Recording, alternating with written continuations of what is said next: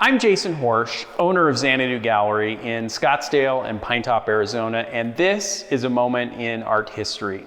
Today's painting is the Fighting Temeraire by JMW Turner.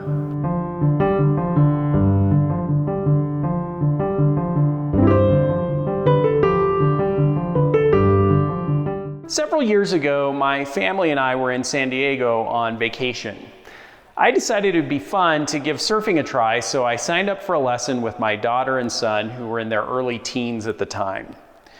We received a brief lesson and then paddled out to get a feel for the comically large boards we had been given to learn on. My kids got up on the waves right away and had a great time. It took me a bit longer, but I eventually managed to get up as well. I felt exhilarated and sick. Seasick. Deadly seasick. That's right, I managed to achieve motion sickness on a surfboard. I shouldn't have been too surprised. I can't get out of the water with even the slightest wave and not turn green. Marine travel simply isn't for me. In spite of this weakness, I have a secret love for all things naval, especially 16th to 19th century naval history. My favorite movie is Russell Crowe's Master and Commander. I've read countless histories of naval exploration and warfare. Something about the adventure of the high seas is hugely attractive to me. It will come as a little surprise then that one of my favorite artists is the English painter JMW Turner.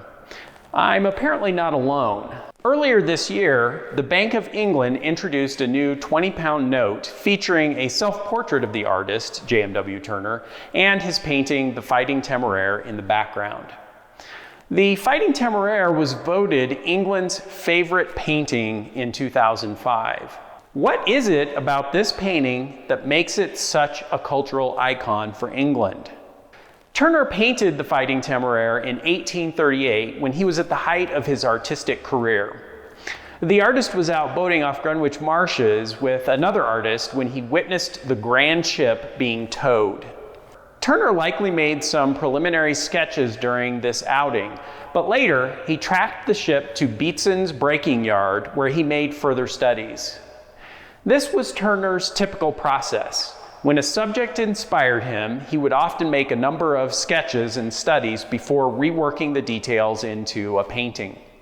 The HMS Temeraire was completed and launched in 1798. It served the British Navy valiantly during the French Revolutionary and Napoleonic Wars. It had been nicknamed the Fighting Temeraire for its role in the Battle of Trafalgar, when it had been sandwiched between two French ships and sustained a large amount of damage, but had come out victorious. Turner's painting captures an emotional narrative about the death of a powerful symbol of national pride. This once powerful and praised vessel had come to the end of its life, and Turner found it as it was about to be decommissioned and destroyed. He took some artistic liberties to emphasize the potent symbolism of this event. The ship's masts and rigging would have already been removed by the time Turner saw the ship, and it was being hauled by two tugboats instead of the one in the painting. In Turner's painting, the ghostly ship, with all of its masts and glory, is pulled out of the sun, leaving behind its glory days to be retired permanently. Turner displayed the painting in 1839, accompanied by an altered excerpt from Thomas Campbell's poem, Ye Mariners of England, reading, "The flag which braved the battle and the breeze no longer owns her." Unlike other artwork we featured here, this painting has received consistent praise since its completion. An article in The Spectator called it "Grand Image of the Last Days of One of Britain's Bulwarks." And the well-known English author William Makepeace Thackeray said the painting was as grand a picture as ever figured on the walls of any academy or came from the easel of any painter. High praise indeed. Joseph Mallard William Turner was born in 1775 in London, and he was a proud Londoner all his life. Even as he traveled abroad extensively and began to receive the recognition of the British elite, he retained his Cockney accent. Also, unlike many of the artists we featured here, Turner had parental support for his artistic interests at a young age. His early drawings were exhibited in his father's barbershop window and sold for a few shillings. His father even boasted to the artist Thomas Stoddard that, "My son, sir, is going to be a painter." Turner enrolled in the Royal Academy of Arts at age 14 and first exhibited his work at 15. During his studies, he also worked for several architects and draftsmen. One of these was topographical draftsman Thomas Malton, who specialized in London views and who Turner later called his real master.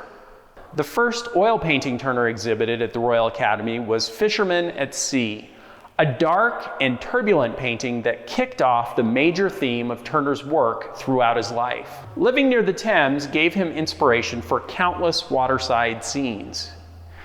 Many of Turner's paintings of water are turbulent, atmospheric, and moody, and his life, especially his later life, wasn't much different.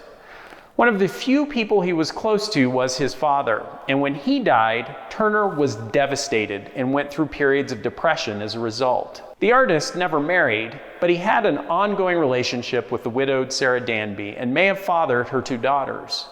Toward the end of his life, he lived with another widow named Sophia Booth, referring to himself jokingly as Mr. Booth. His relationship with Booth lasted 18 years, ending with his death in 1851. Like the HMS Temeraire, Turner finished his days in relative solitude, dragged out of the sun and into a quiet end. At the time of his death, he bequeathed many of his works, including the Fighting Temeraire, to his country. Several years ago, I read the excellent biography on the artist titled Turner, The Extraordinary Life and Momentous Times of JMW Turner by Franny Moyle. I loved the book and reached out to the author to see if she would join me in a podcast. Miss Moyle agreed, and we had a delightful conversation about the artist and his work. If you'd like to learn more about Turner, I've included a link to the podcast in the description below. I would love to hear your impressions of Turner and the Fighting Temeraire. Do you like the painting? Have you seen it in person? What are your favorite Turner paintings? Leave your thoughts in the comments below. And thanks, as always, for joining me for a moment in art history. If you enjoyed this bit of art history, be sure and subscribe to my YouTube channel, follow me on Facebook, or sign up for my newsletter so that you'll be notified about future art history videos. I look forward to seeing you in the next moment in art history.